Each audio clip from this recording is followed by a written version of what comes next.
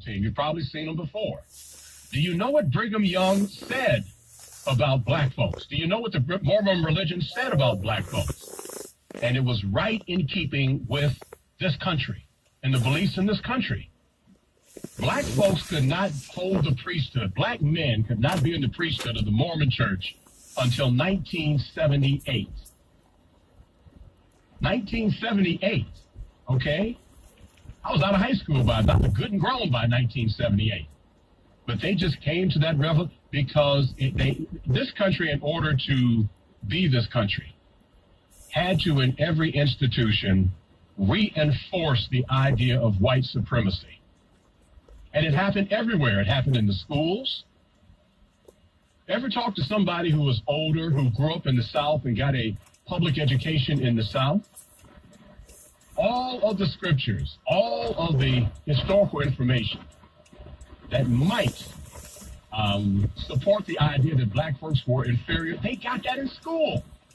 They got it in church. We got it on television. Have you ever seen some of the old Looney Tune cartoons?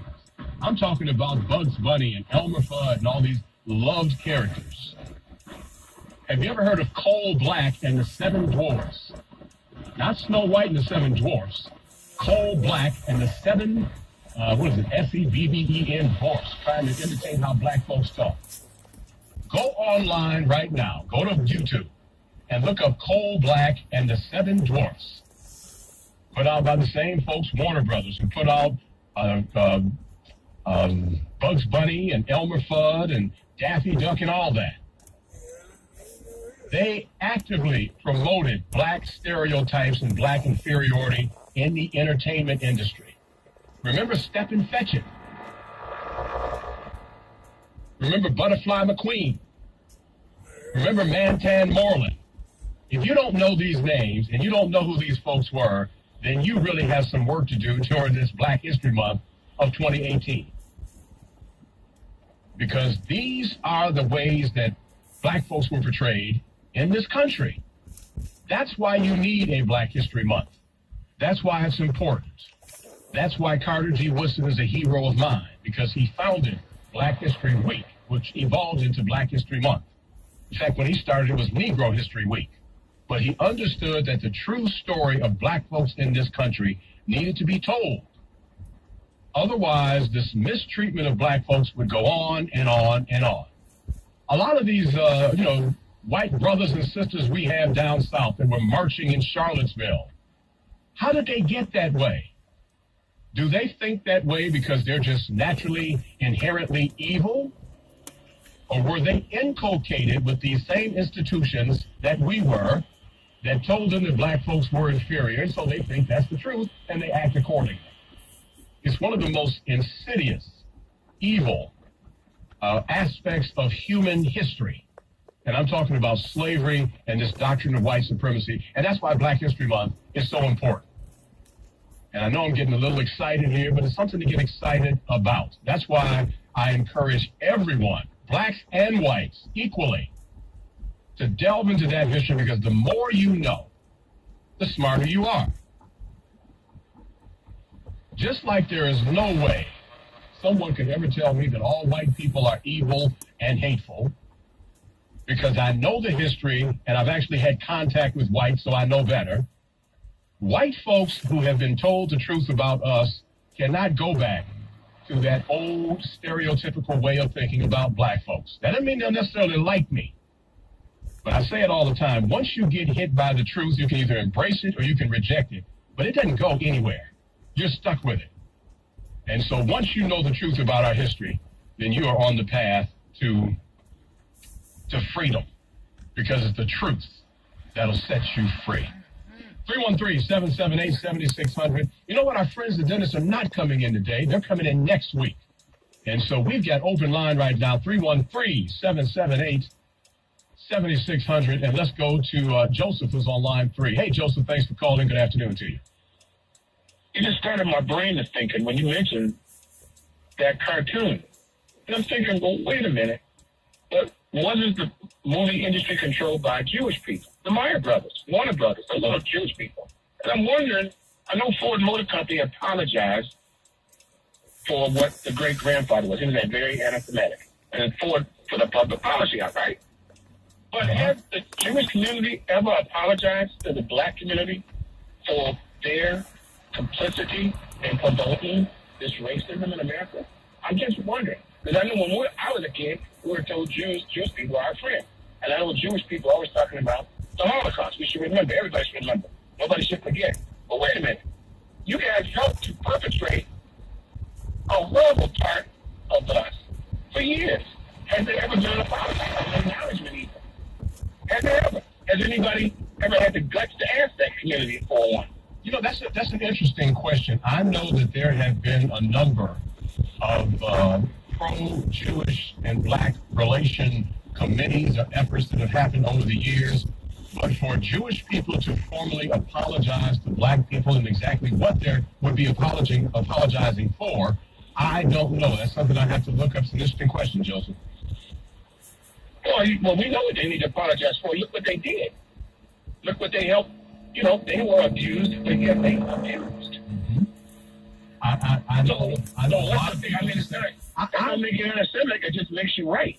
Right. I know a lot of black folks, and Joseph, I appreciate your call a lot too, and get some other calls.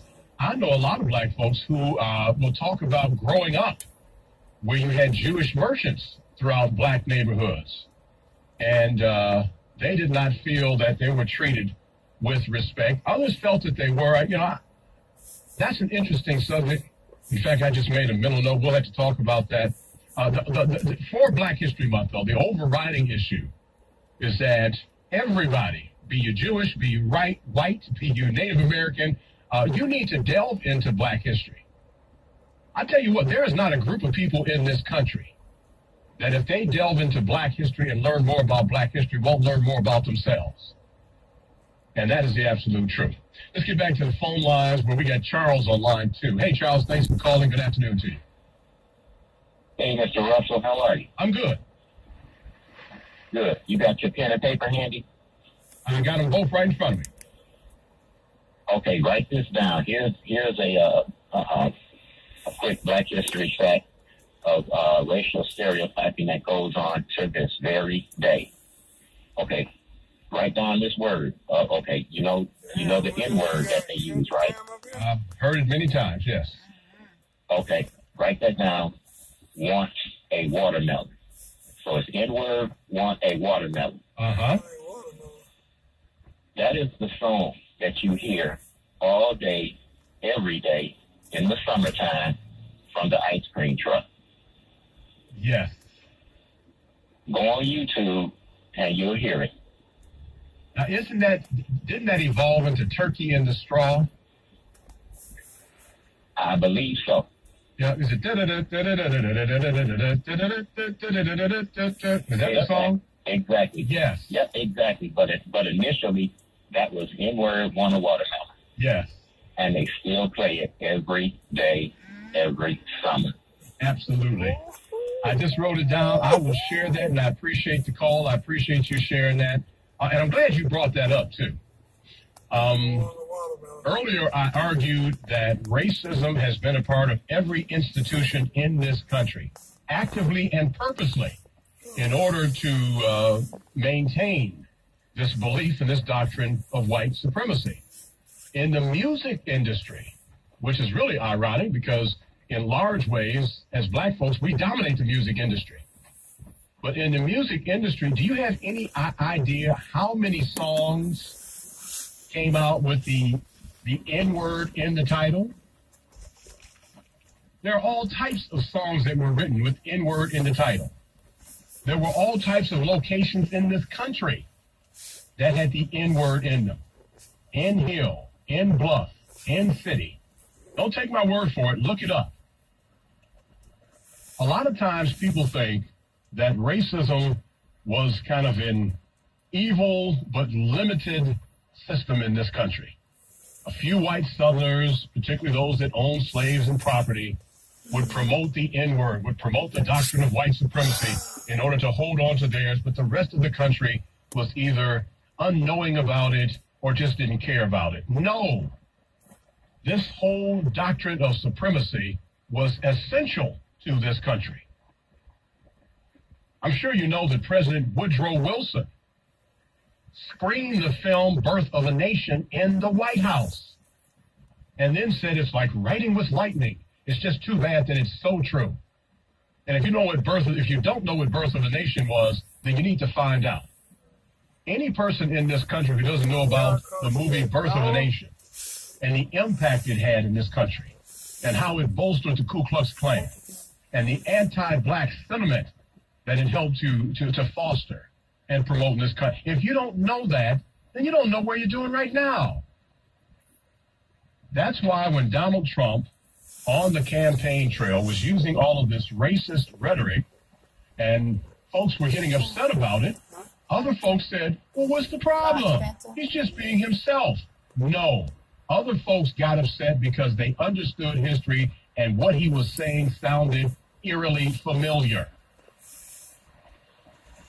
If you don't know about Adolf Hitler, for example, using the word Lügenpresse, the lying press, when he was coming to power in Nazi Germany and didn't want the reporters and didn't want the reporters and the journalists to raise legitimate questions and say, well, they're lying. They're Lügenpresse.